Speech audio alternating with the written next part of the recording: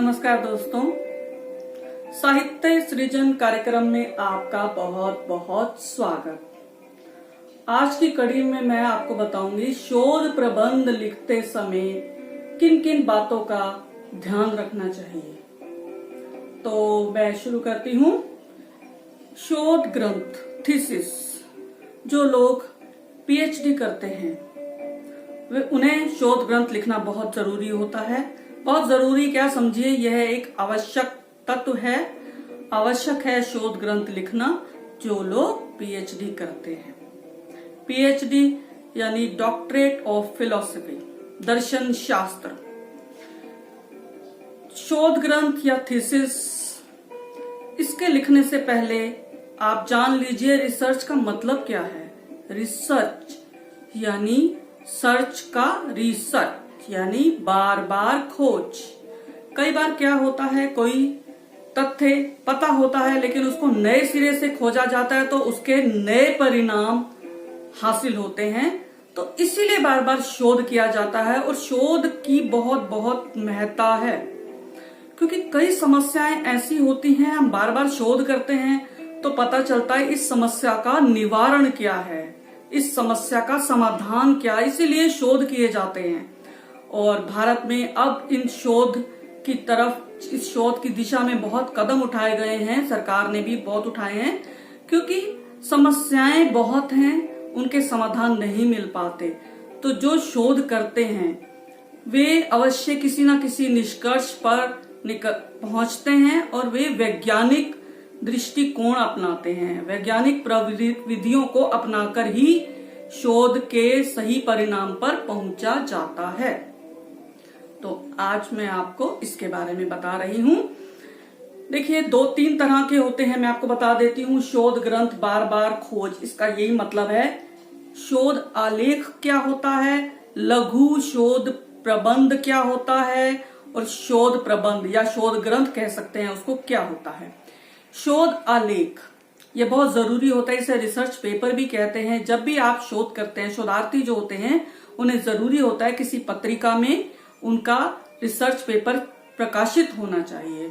यह आप किसी भी विषय पर लिख सकते हैं, लेकिन अगर आपका टॉपिक है, जो आपका विषय है उसके आसपास होगा तो ज्यादा अच्छा रहता है। तो उसमें सबसे जरूरी जैसे जर्नल हो गए, एक इंटरनेशनल जर्नल होता है उसमें, या जो पुस्तक होती है वो अंतर्राष्ट्रीय स्तर की या राष्ट्रीय स्तर की हो, उसमें प्रकाशित होना बहुत जरूरी होता है। उसके लिए ISSN नंबर होना चाहिए। देखिए, मैं आपको दिखाती जाऊंगी आज सब कुछ। ये होती है इस तरह की, देखिए आपने देखा होगा ISSN नंबर होता है इसमें, ये बहुत जरूरी है। ये एक तरह की एक पत्रिका है। आप देखिए, इसमें मेरा शोध पत्र छपा था, काफी सारे छप चुके हैं, लेकिन जब मैं पीएचडी कर रही थी तो इसमें छपा था। ISSN नंबर होता है, आपको दिख रहा होगा, देखिए ये लाल रंग का, मैं दिखा देती हूँ। इसका अर्थ होता है इंटरनेशनल स्टैंडर्ड सीरियल नंबर। तो इस तरह की आप इसमें होना चाहिए। या आजकल तो ऑनलाइन बहुत हो गया है, आप उसमें भी अपने जो लेख होते हैं, आलेख होते हैं, उसको प्रकाशित करा सकते हैं। ये जरूरी है, 2 या 2 से अधिक होने चाहिए। और उसके बाद आता है लघु शोध प्रबंध। लघु शोध प्रबंध जो लोग एमफिल करते हैं उनका होता है लघु शोध प्रबंध। जैसे मान लीजिए मेरी पुस्तक पर, क्योंकि मैं एक लेखक भी हूं, मेरे कहानी संग्रह पर किसी ने किया लघु शोध प्रबंध। वो एमफिल के जो विद्यार्थी होते हैं ये वो लिखते हैं। मैं आपको दिखाती जाऊंगी आज। देखिए, मैं आपको दिखा देती हूँ कि मेरी जो कहानियों पर, मेरे कहानी संग्रहों पर, देखिए ये देख सकते हैं आप, इस तरह ये किया है, लघु शोध प्रबंध किया है कुरुक्षेत्र विश्वविद्यालय में।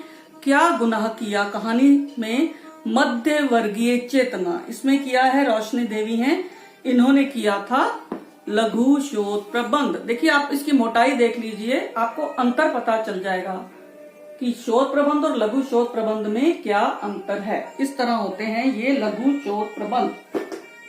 देखिए, अब ये मैं एक और दिखा देती हूँ। पहला जो था, अंजू दुआ की कहानियों में आधुनिक दौर में स्त्री पुरुष संबंधों का समीकरण, ये देखिए, ये लघु शोध प्रबंध एमफिल के विद्यार्थी ने किया था। एक और देखिए, अंजू दुआ जेमिनी के कहानी संग्रह अति से इति में मनोवैज्ञानिक समस्याएं।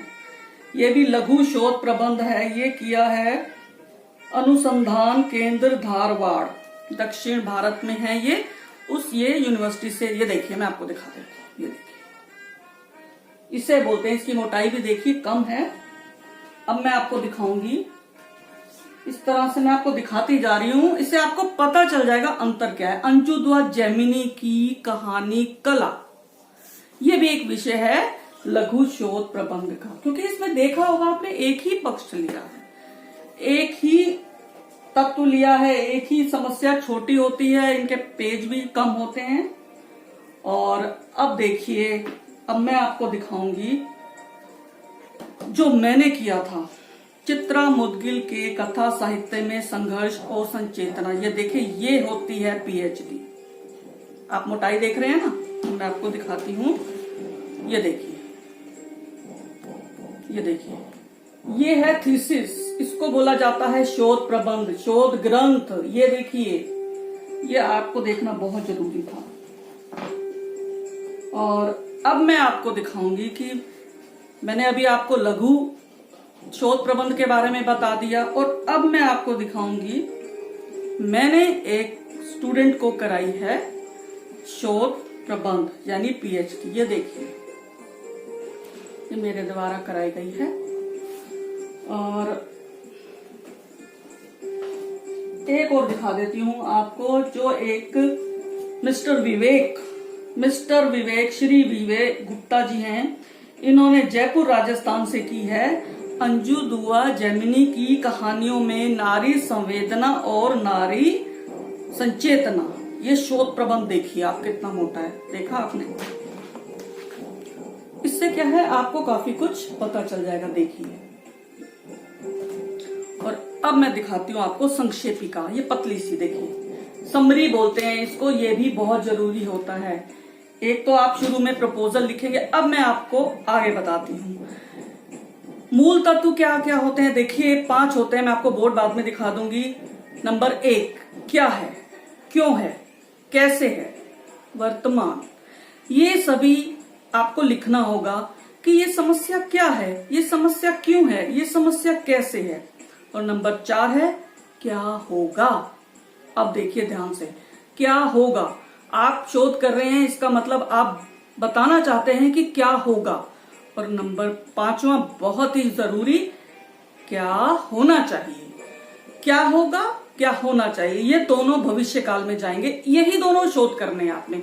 शोध का अर्थ है बाल की खाल निकालना। अब ये दीवार आप देख रहे हैं, पीछे आप दीवार देख रहे हैं, ये बनी है, आपको लगेगा दीवार बनी हुई है, लेकिन मैं जानती हूँ ये दीवार यहाँ क्यों बनी, क्योंकि इससे पहले यहाँ अलमारी थी, अलमारी हटाई गई, ये दीवार बनाई गई, अब इस पे फिर अलमारी बनेगी। क्या है, क्यों है, क्या होना चाहिए, मैं बता देती हूँ कि इसमें सीलन आ गई, साथ वाले घर में काम चल रहा है, सीलन आई, उस सीलन से बचाने के लिए हमने टाइल्स लगा दी हमेशा के लिए, ताकि अब सीलन नहीं आएगी। अब सीलन तो बंद हो गई, अब इस पे आगे हम करेंगे क्या, क्या होना चाहिए, अलमारी, क्योंकि पहले भी यहाँ क्या थी, अलमारी। इसका मतलब ये हुआ कि आपने पहले भी जाना कि पहले क्या था, क्या है, क्या होना चाहिए, यही शोध है। तो अब आप समझ गए होंगे। इसके गुण देखिए, नियमबद्ध, आप लिखते जाइए, मैं आपको बोर्ड दिखा दूंगी नोट करने के लिए।